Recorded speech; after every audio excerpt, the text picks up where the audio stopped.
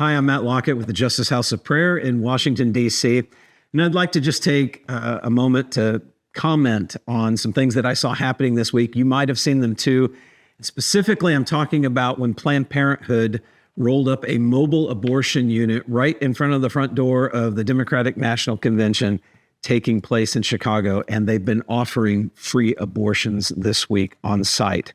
At the time of this recording, there have been 25 confirmed murders where babies have been sacrificed in that place.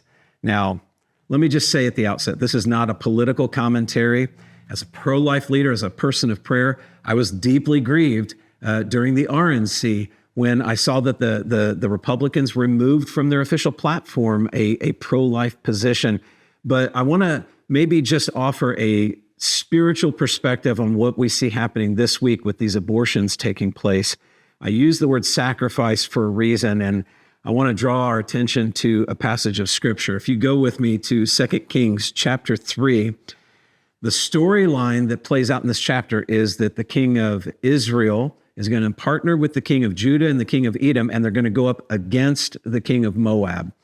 And they receive a prophetic word from Elisha that they are to do this, that they're to pursue him, and they are to destroy the strongholds. And so they do just that, and they're winning at each of these stages. And the king of Moab is in retreat, and he falls all the way back to his final stronghold, and then something stunning takes place. I want to read in verse 27. It says, "Then he took his oldest son, who was to reign in his place, and offered him for a burnt offering on the wall. And there came great wrath against Israel, and they withdrew from him and returned to their own land." So here's what happens. There is a physical battle that's taking place. The king of Moab is losing all of these battles, and in a last-ditch effort, he goes up on the wall and he stands in front of the army of Israel, and he sacrifices his posterity there. He actually murders his own son as a sacrifice to the demonic realm, and it says that great wrath went out. You have to imagine that it's almost like demonic shock waves come out of that sacrifice, and it's powerful because it actually repels the army of Israel. It causes them to go into retreat. And so what we have in this story here is one of those moments where the curtain kind of gets lifted a little bit, and you get to see into that unseen realm, that supernatural dimension where natural activities of man have a corresponding connection to what's happening in the unseen realm. And so this is one of those cases. I feel like I've seen a little bit of that in the past where with Bound for Life, which is our pro-life prayer mobilization ministry, we stood in front of the Supreme Court beginning in 2004. We actually stood there for 17 years, 8 months, and 21 days. That's 6,473 days if you're counting, contending against this ideology of death and this unjust law called Roe v. Wade. And it was there that when the Dobbs case, now that's the case that ultimately overturned Roe v. Wade, when it had its oral arguments on December 1st of 2021, we were there. Our team was there. We were praying. There were a lot of people there, actually, on both sides of the argument. But something happened that day that got my attention. And it happened on one side of the court where there were some young ladies that, in defiance, they had a sign that said, "We are taking the abortion pill forever." And they actually took it right there on site. So right here in front of the front door of the Supreme Court, here in this last-ditch effort to protect Roe v. Wade, there was a sacrifice that was made. They took this abortion drug right there on site. I have to presume that they were actually pregnant when they took that. And, we have to understand that maybe they thought it was a stunt. Maybe they thought it was a protest, or they're just making their voice heard. It's beside the point. There was a corresponding supernatural effect of what they did, where there was a sacrifice made, and the intention was for power and a wrath to go out like shockwaves from that. They're hoping to protect Roe v. Wade in this last-ditch demonic sacrifice.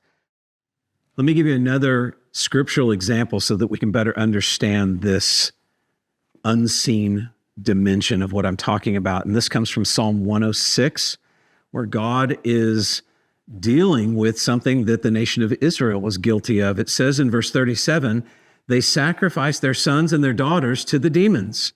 They poured out innocent blood, the blood of their sons and daughters, whom they sacrificed to the idols of Canaan. And the land was polluted with blood. What you have here, it says that they were sacrificing to demons. And that word demons there in Hebrew, it's the same word that shows up in Deuteronomy 32, which is talking about these territorial demonic spirits over nations, over peoples and regions. And Israel had come under that spell where they were sacrificing their posterity, and it was fueling that demonic realm. I think that this is exactly what I saw happening in front of the Supreme Court back in 2021. Is this not what we're seeing this week at the front door of the DNC, where you have a death cult of Planned Parenthood? They're obsessed with killing the innocent.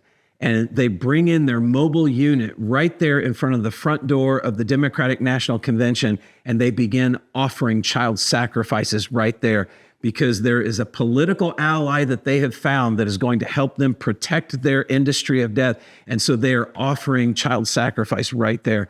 I can't not see it that way. If I could say it that way, there's more going on than meets the eye. There's more going on than just what we think is happening in the natural. There is an unseen, supernatural, demonic dimension to all of these activities. And so how are we to respond? I want to call you to prayer. I want to ask you to join us in this prayer. For 20 years, we've been praying the Life Brand prayer. God, end abortion and send revival to America. We are making our appeal to an even higher power than what is happening in the demonic realm. We're making our appeal to the throne of grace and to the King of Kings and the Lord of Lords, to the one who sits upon an unchallenged throne. And we are asking him for life in America. We're asking him for the overturning of this death culture in the nation, and in its place to release life and revival to America. Would you join us in this prayer? Jesus, I plead your blood over my sins and the sins of my nation. God, end abortion and send revival to America. I still believe in prayer. I still believe God has something to say about abortion in America. I don't believe that God is done with this nation. And so here we are. Even though we see these things happening in the natural, I want to call you to contend in prayer for God to do something miraculous in these days. Thank you.